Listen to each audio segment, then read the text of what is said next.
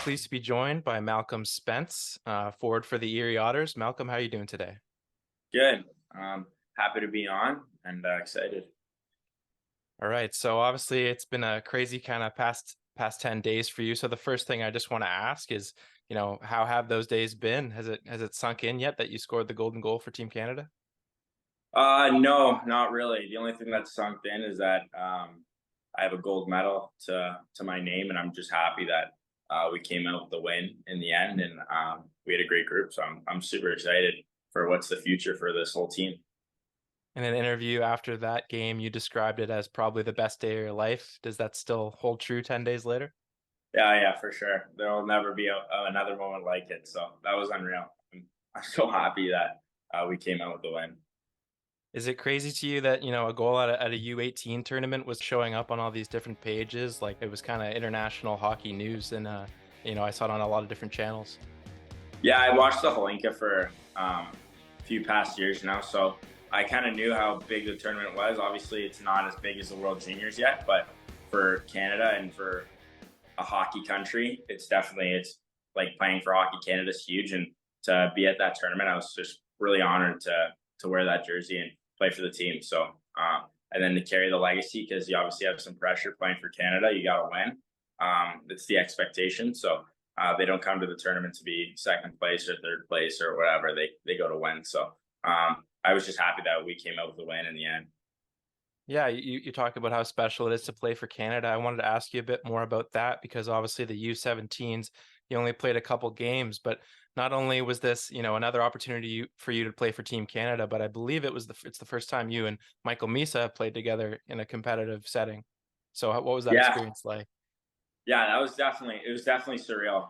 I played with Michael growing up for 4 or 5 years, so for us to play together in Mississauga and then kind of grow all the way up and then play with each other in Team Canada, it was really cool, and I was happy to win with him because he's one of the best teammates I've ever had, and he's one of my best friends. So for us to kind of share that moment together was like it was awesome, and it's just surreal looking down every game. Sometimes I catch myself, I'll look down and be like, "Wow, I'm playing for Team Canada right now." Like it's pretty cool. So I was honored that I got the privilege to play, and I was honored that we got the privilege to win. So You called Michael your best friend. What was the opportunity like to go through a rookie year, going 1 and 2 in the draft and just being able to experience that with your buddy and, what were the conversations like between you two throughout the year?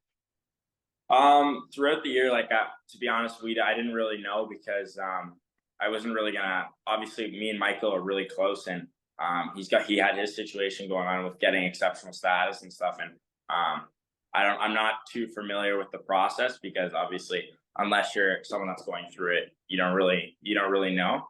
But once I think I was one of the first people he told when he got it granted. So when that happened, everything kind of switched, and we're talking daily about what's going on and what we've been hearing and whatever. So it made the process definitely easier, and also made the transition to play in Erie and for him to play in Saginaw. I think I can speak for him. It made it really easy for both of us because we were able to talk to each other if because we're just two rookies, right? And in Erie, I was the only 16-year-old, and obviously he's a year younger, but he had guys like Barek and one of our close buddies, Bodie Stewart, who was there as well to talk to. But I didn't really kind of have that somebody, so it was nice to talk to Michael and see how what he finds made his transition easy and what made it difficult. And like I can say, I can give the same experiences that I had with him. So I really enjoyed that process of it. Is once we both went to those two teams. So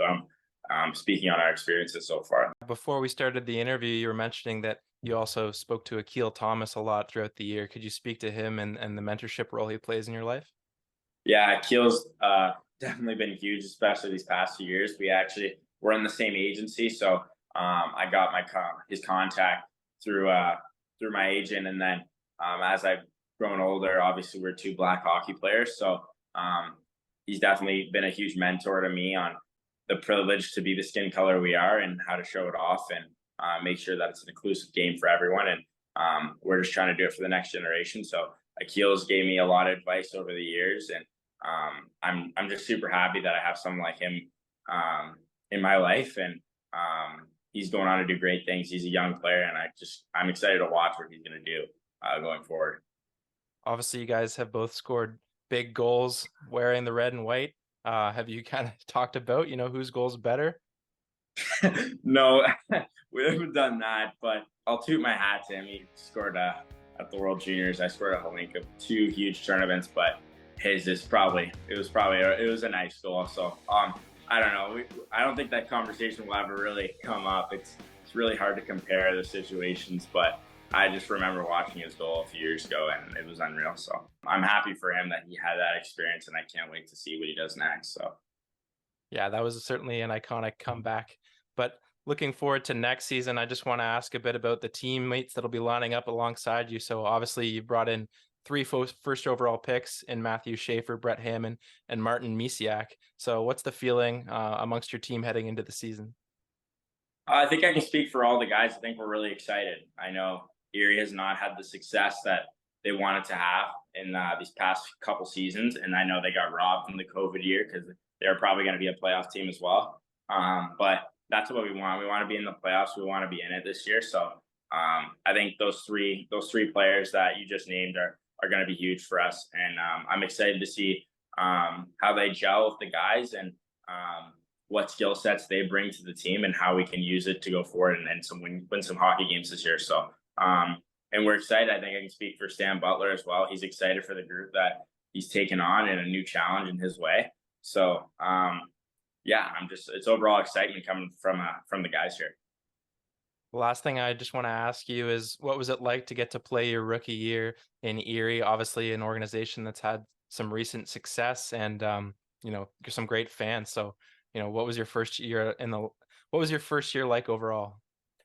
It was awesome. I can't thank Erie enough. It was a great first year for a sense of just learning new things and learning how the OHL is. I think we owe it to the fans to have a good season this year. They deserve it. They're the biggest diehard fans, and I think we have the best fans in the league. So they show up every night, no matter what the score is. We could be losing however much. When we score, they'll still celebrate. Like they're diehard fans. So I'm excited to give back to them this year. I think that's what they deserve, and I'm excited to play in the 814 this year. So, All right, Malcolm, it's great to talk to you. Thanks so much for taking the time.